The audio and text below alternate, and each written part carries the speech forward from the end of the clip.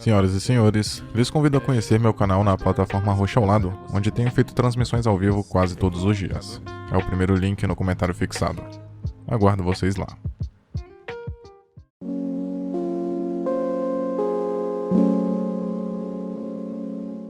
No começo de Black Museum, conhecemos Nish, uma jovem negra viajando pelo sudoeste, que encontra em seu caminho, não por acaso, o Museu Negro, cujo proprietário é Rolo Haynes, um homem com apetite para o tecnológico e criminoso. O museu abriga artefatos criminológicos autênticos, muitos dos quais já apareceram anteriormente ao longo da série. Logo, muitos desses episódios compartilham o mesmo universo, e isso tem grandes implicações para o destino de vários personagens e do próprio microcosmo de Black Mirror. Grande parte da tecnologia que vimos em episódios prévios é, no presente dessa história, presumivelmente considerada ilegal, como por exemplo os cookies ou qualquer dispositivo de clonagem sem consentimento, abelhas mecânicas, parques de justiça e aparelhos que permitem monitoramento constante e invasivo dos filhos, ou de qualquer outro indivíduo. Black Museum conta 3 histórias aparentemente distintas, mas cujos elementos e detalhes servem para unificar uma única narrativa final. O cerne desses contos é a vontade de permanecer vivo ou de se sentir vivo. Cada personagem, um médico masoquista, uma mãe em estado vegetativo e um homem que clama sua inocência, quer desesperadamente continuar conectado ao mundo e às pessoas ao seu redor. Haynes construiu uma carreira recrutando pessoas em nome de uma empresa de pesquisa e de tecnologia neural de ponta chamada TCKR, que estava disposta a violar todos os direitos humanos a fim de alcançar progresso e modernidade. Operando de uma de suas divisões de pesquisa e desenvolvimento no 10º andar do Hospital St. Junipers, na cidade de Nova York, a empresa oferecia cuidado de saúde gratuito para pacientes que não tinham seguro, em troca do consentimento para serem usados em procedimentos médicos experimentais. Um desses produtos era um dispositivo que poderia ser usado em conjunto com um implante neural que permitia ao usuário sentir a dor dos outros, sem infligir qualquer tipo de dano físico a si mesmo.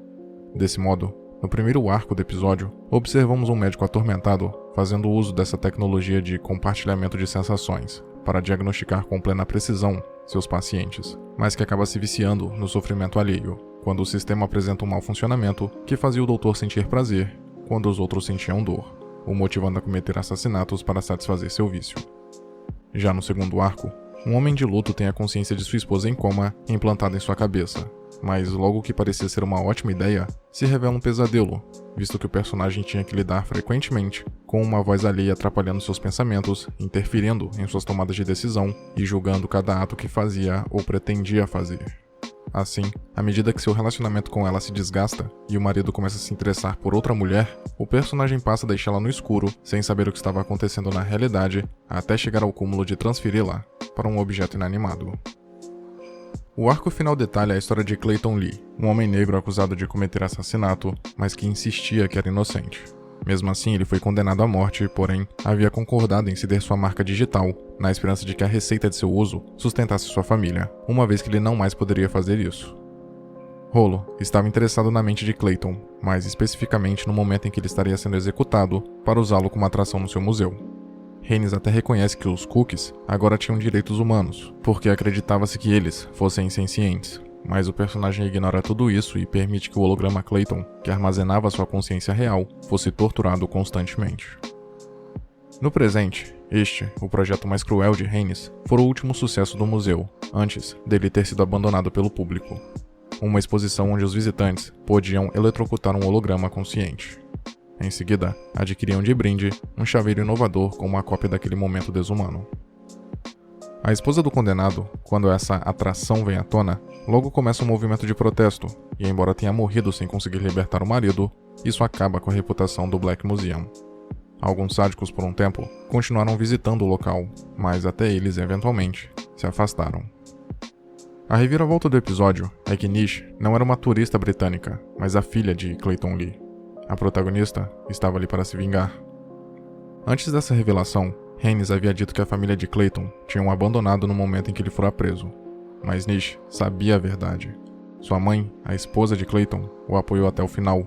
Ela até foi visitá-lo, mas chocada com o que o marido havia se tornado, tentou suicídio, motivando a sede de vingança de sua filha. Acusado de matar uma jovem branca, a culpa de Clayton foi imediatamente assumida e Haynes se recusou a reconhecer a possibilidade de sua inocência. mesmo quando Nish trouxe à tona evidências de adulteração do DNA, no caso. A realidade é que Haynes não se importava se Clayton era ou não inocente. Sua única motivação era manter a consciência do sujeito presa para que ele pudesse lucrar com sua escravidão. Aproveitando-se do sistema digital, Nish hackeou facilmente o ar-condicionado para que dentro do ambiente ficasse insuportavelmente quente, fazendo assim Rolo precisar de um pouco de água. Desse modo ela teria a chance de envenená-lo, como fez. Após ter ouvido todas as histórias, e a última, a que mais a interessava, ela transferiu a mente de Haynes para o corpo holográfico do pai, antes que ele morresse. Então, eletrocutou ambos, excluindo a existência de Clayton, mas aprisionando Rolo em um chaveiro onde ele permanentemente estaria sentindo dor. Nish vai embora e deixa o Black Museum queimando, presumivelmente levando todos os dispositivos que outrora foram ferramentas de crimes com ele. É possível que esse momento fosse uma mensagem da própria série, querendo dizer que estava deixando o passado morrer enquanto olhava para o futuro.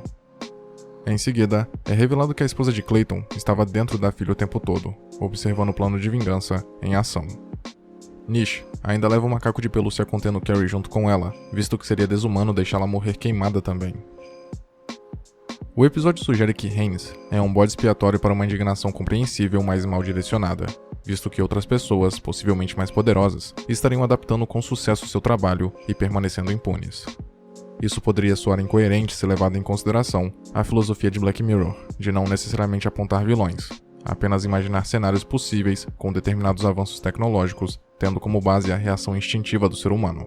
Contudo, faz parte da proposta mostrar uma pessoa querendo vingança contra quem pessoalmente fez mal a ela, mais especificamente a um membro de sua família, porque o cerne do episódio trabalha justamente em cima de uma alegoria sobre justiça punitiva, ainda que toque superficialmente em questões mais relevantes, como o racismo.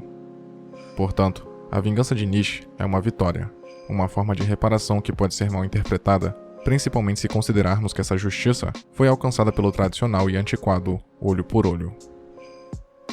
O encarceramento de homens negros está representado neste episódio através da situação de Clayton no museu, bem como na motivação de Nish em procurar justiça para o seu pai, depois de ter sido tão afetada pela sua prisão e subsequente execução.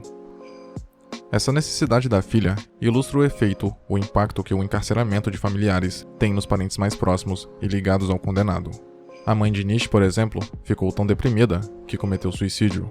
Portanto, a protagonista não queria apenas limpar o nome do seu pai, porque acreditava em sua inocência, e para também se livrar de uma possível má reputação. A personagem queria justiça, para honrar a mãe.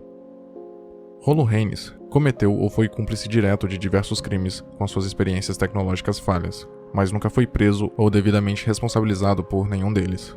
Já Clayton, mesmo com as evidências de que poderia ser inocente, foi condenado por homicídio, preso e executado. Obviamente é compreensível sentir revolta pela injustiça que corrói a sociedade e faz tantas vítimas, que não por acaso seguem um padrão, enquanto os mais privilegiados se mantêm firmes em suas posições, sem sequer sentirem receio de qualquer tipo de punição. Porém é curioso como a satisfação é adquirida em resoluções pontuais e efêmeras, sendo que cenários semelhantes continuarão a se repetir, porque o problema não está em um único indivíduo supostamente maléfico, mas na natureza egocêntrica e gananciosa de sua espécie, estimulada pelo avanço tecnológico. Black Mirror sabia que a maioria dos espectadores iriam gostar do desfecho do episódio, ainda que seja incomum dados os parâmetros da série, porque ele tem um final feliz para a heroína, mas apenas se o público não pensar além dele, o que normalmente acontece. Essa abordagem é condizente com uma das mensagens da série. As pessoas são estúpidas demais para entenderem os verdadeiros perigos da tecnologia, porque focam sua raiva em questões fúteis. Por isso a sugestão sutil de que os espectadores de Black Mirror são semelhantes aos visitantes do Black Museum é tão precisa e curiosamente não ofende. No fundo, sabemos que não estamos verdadeiramente interessados nas implicações ou tragédias que assistimos em cada episódio, mas no entretenimento que aquilo proporciona, seja refletindo, conjecturando, imaginando ou simplesmente pelo prazer de observar algo tão inusitado acontecendo, mas sempre de maneira rasa.